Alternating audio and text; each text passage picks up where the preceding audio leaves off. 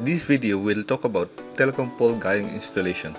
As poles must be strengthened sufficiently to withstand messenger wire tension and carry pole-mounted equipment, the proper anchoring and guying of pole line is essential. These precautions also help to support poles that are set in sandy or swampy ground, and they counteract added strains caused by the elements such as high winds, snow, and ice. There are many different uses of guying. Each usage has its own terminology as follows: head guy, side guy, pole-to-pole guy, pole-to-pole side guy, sidewalk guy, and sidewalk head guy.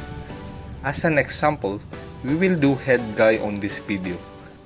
These are the materials we need: insulator strain, messenger or stay wire, preform guy grip, 25mm HDPE pipe, and precast anchor block and rod. We start by digging the ground for the anchor block position. Dig at least 1.2 meters below the ground. Clamshell digger and crowbar are the best tools in excavating the ground. Pilot digging is essential to avoid damaging existing underground facility. Measure the hole if it reaches the prescribed depth. Install anchor block on the hole. The concrete anchor block should have a 3000 psi strength. Expose a 6 inches to 12 inches of the anchor eye above ground.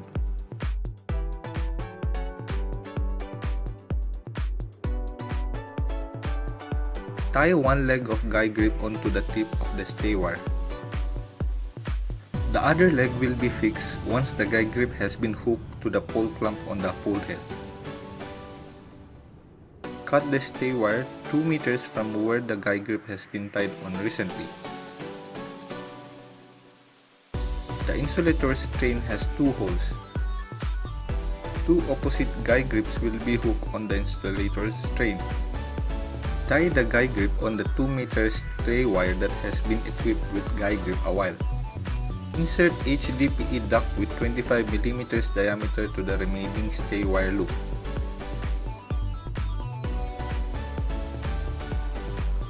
Attach the opposite side of the insulator strain with guy grip.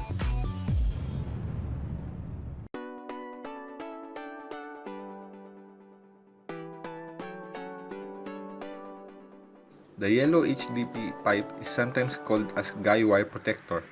It has 2.13 meters length. Put another guy grip onto the exposed eye of the anchor block rod.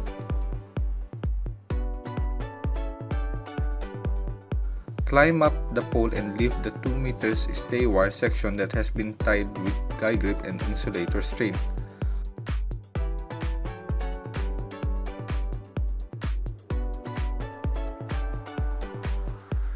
Avoid entangling the guy wire on existing pole arm fixtures or cables.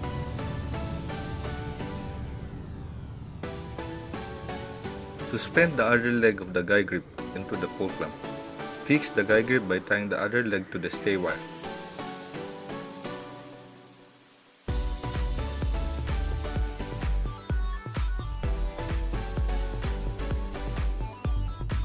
Tie a temporary guy grip at the bottom end of the HDPE pipe. This will be removed later once the tension has been set.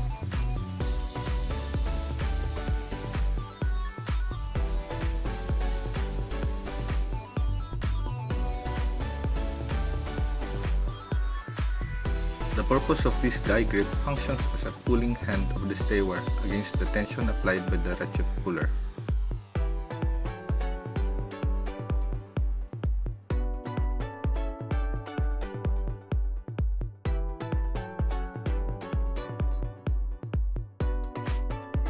It's not necessary to tie around the whole legs of the guy grip onto the stay wire in this case. Just tie a portion enough to handle the stay wire.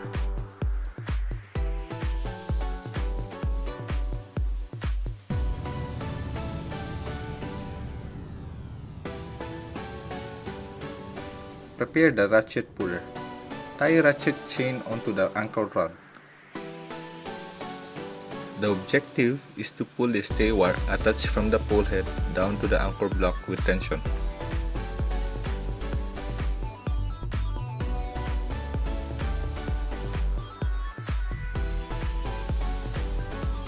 If you notice, the ratchet puller hook is anchored on the guy grip half portion tied, and the opposite ratchet hook is anchored on the block rod. Backfill the hole on the ground. Put a heavy weighted object like a huge piece of rock or a block of concrete to the hole on top of the anchor block.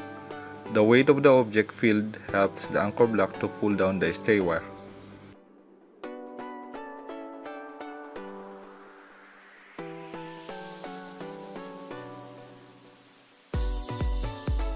Fill the rest of the hole space with soil.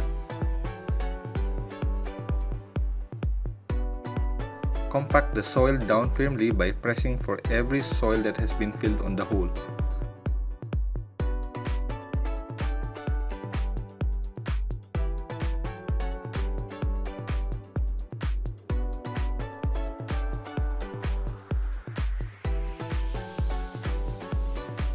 After filling up the hole, start applying tension on the ratchet puller.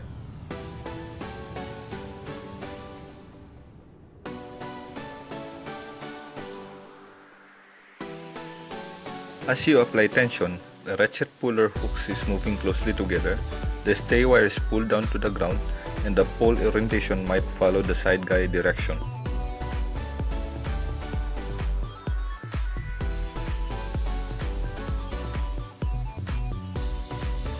Once the desired tension is reached, tie a guy grip on the bottom end of the stay wire.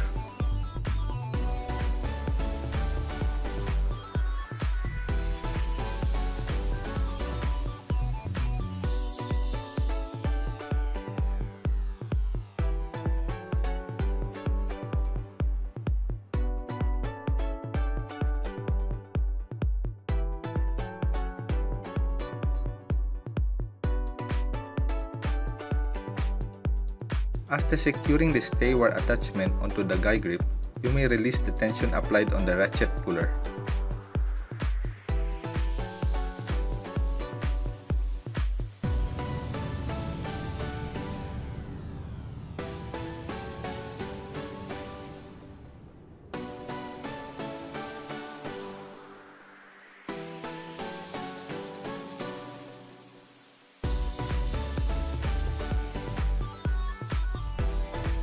Fix the guy grip using pliers.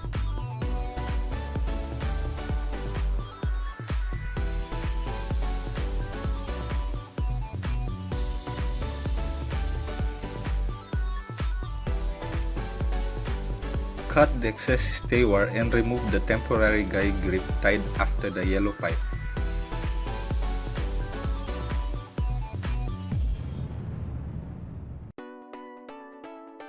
This ends up our video for this installation procedure.